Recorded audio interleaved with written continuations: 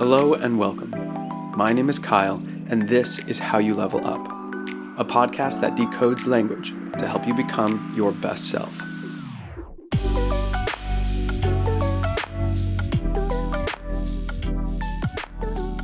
Today we ask, what are memetics? There's this thing being passed around online. Have you seen it? It's funny. It's serious. What is it? What does it mean? I've seen that picture. What's it about? We've all asked these questions or made these statements. For those of us who don't have our heads in the sand, that thing is called a meme. M-E-M-E, pronounced like the genetic gene. Richard Dawkins introduced the concept of memes in his 1976 book, The Selfish Gene. Dawkins first described genes as replicators that drive evolution. He extended this concept to culture, proposing that memes are units of cultural transmission. Memes spread by leaping from brain to brain through imitation. So the question is, are memetics worthy of scientific status, or are they just a useful metaphor for understanding social phenomenon? Who knows? Let's get curious anyway. There are two views of the meme theory. Meme as gene, meme as germ. For the meme as gene interpretation, this closely follows Dawkins' original analogy. It takes evolutionary genetics as a model and adopts a meme's eye view of cultural processes. The lens here is an evolutionary one, focusing on how the individual spreading the gene benefits, like an attribute one might acquire through gene reproduction or diversification. The color of your eyes, the color of your skin after you're in the sun for a long time, things like that. The musical tunes like Happy Birthday, catchphrases like stud muffin, fashion like men wearing ties, and religious ideology like eternal life, these are cultural memes. These are cultural genes. And there's an emphasis here on replication, as replication is the key to cultural transmission. For the meme as germ interpretation, this compares memes to agents like viruses or germs. There are popular books which have touched on this, like The Parasitic Mind, How Infectious Ideas Are Killing Common Sense, and Contagious, Why Things Catch On. The lens here is an epidemiology model, sort of like epidemic, where the focus is on how memes benefit themselves rather than the host being benefited by the meme, as if memes existed as living things. Instead of replication, meme as germ concentrates on transmission between individuals and has been criticized for giving memes an unwarranted bad character. Well, viruses and germs are not necessarily bad, so I view that as a judgment layered upon a concept. Germs and viruses spreading can be bad, or it can be good.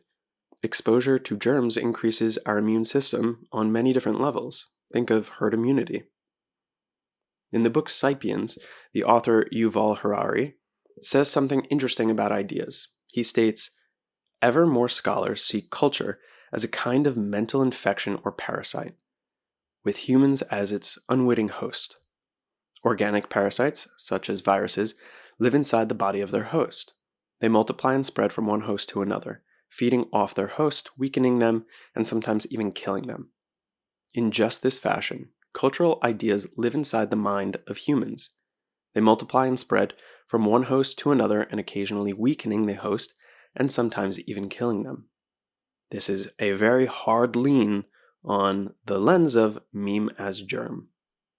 Whether memes are genes or germs, our takeaway is that with memes, there is replication and imitation. Are we inheriting some memes from our predecessors, our parents? Are we passing memes around like the latest viral strain? Maybe it's both. What about memes being units of culture? Can these actually be distinguished like units of DNA, like the different parts of an atom? A recent idea I saw online was that naming a thing will identify and destroy everything else concurrently. And of course, my immediate response is, what the fuck does that mean? So looking a little deeper than the shining, shimmering surface of a provocative quip, we have an essay by Code Da Vinci 002 and doesn't attempt to name the phenomenon, it only addresses it, and part of the essay is worth repeating.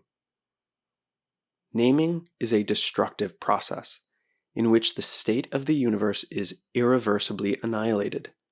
It is the ultimate crime of language, but it is the very quality that allows us to imagine, to create, and to discover new things. The content of poetry is limited not by the poet's vocabulary, but by the part of their soul that has not been destroyed by words they have used so far. And poetry is the constructive process by which someone yearns to project some trace of the impossible totality of the manifold into a single reality, aspiring to capture a glimpse of the world in its totality without tiring its existence by trying to name it. Eloquent, and a great verse to describe some sense of why I find poetry alluring. The only way to really measure the location of an electron is to hit that electron, which changes the trajectory of the electron, and thus its immediate location. In a sense, then, maybe naming a thing changes the trajectory of all other possible states of what a thing could be named or described as. If we want to understand culture, do we have to give a name to units of culture? What if we want to discuss viral replicating ideas? Can we talk about that without naming or defining it? Does memetics have to apply only to culture, or can we apply it to more? Sure, why not? We have names and distinctions for everything. I can say the word orchestra, and you know some general idea of what I'm talking about. I can say stock market, and again, you have a general idea of what we might be discussing next. Why wouldn't we be able to say then, here's a meme of the latest political commentary, and we all look at the meme and laugh, with sadness in our hearts. Asking the question, can culture be divided into independently transmitted information units? Is replication necessary for cultural transmission? Is a Darwinian selectionist approach best for studying culture? Standard memetics answers yes to all three of these questions. And that's great, though I want to take memes beyond measuring cultural units. Or maybe what I'm saying here is, let's go deeper to understand more about how ideas and information spread. Memetic theory is M-E-M-E, meme like gene. Mimetic theory is M-I-M-E, like mime. My pronunciation of this is going to be a little exaggerated so you can hear the difference moving forward. Memetic theory can be meme as gene, meme as germ. Memetic theory is about replication and imitation. Mimetic theory comes from the work of René Girard. Girard was a 20th century French anthropologist who saw human desire not as individual, it's a collective or social. This has led to conflict and violence throughout human history. The basic idea is about how humans copy each other and how that copying shapes our desires, behaviors, and conflicts. There are 4 stages in the process of mimetics. There is desire, conflict, scapegoating, and cover-up. Here's the gist of it. 1 is desire. We want what others want. People don't just naturally know what to desire. Instead, we look to others to figure it out. If you see your friend getting excited about a cool new phone, you might start wanting it too, even if you didn't care about it before. I love the good study of the goldfish, where you take a goldfish, a male goldfish, and you put it inside of a tank. And statistically, that male goldfish will go after the female goldfish who has a male around it already, rather than the female goldfish who is alone. 2 is conflict. Copying leads to competition. When we all start wanting the same thing because we're copying each other, it can create rivalry. Imagine 2 kids who want the same toy because they see the other playing with it. Suddenly they're fighting over it. Not because the toy is special, but because they're mimicking each other's desires. 3 is scapegoating. To calm things down. When the rivalry gets out of hand and tensions rise in a group, people often pick someone or something to blame, a scapegoat. They gang up on this scapegoat because saying it's the cause of their problems is easier than recognizing what the conflict is about. By focusing their anger on one target, a group can feel united again, and the conflict cools off. Girard thought that this was a big part of how early human societies worked together. 4 is the cover-up.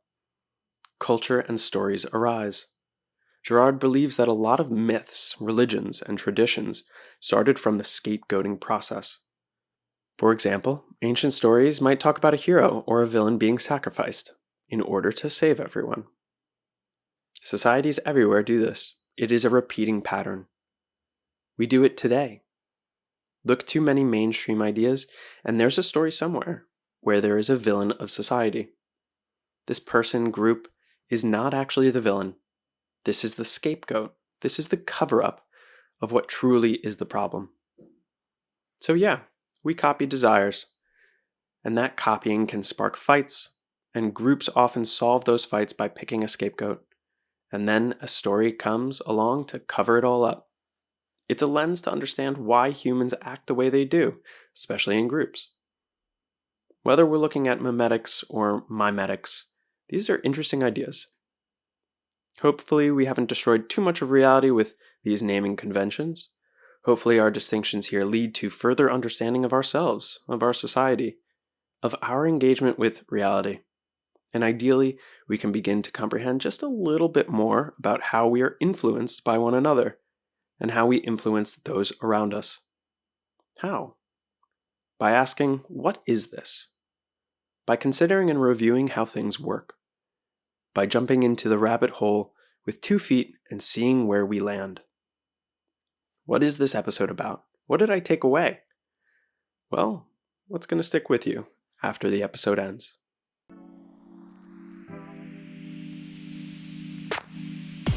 Thank you for listening to How You Level Up. If you're enjoying the show, subscribe and give a 5-star rating. There are new episodes each month asking questions about timeless communication lessons. Language is a medium for sharing, and the knowledge unpacked here can be applied to anyone, anywhere, facing any challenge. If there's a question or topic you'd like me to dive into next, send a note to any of my connected social media accounts. This is all about how you level up.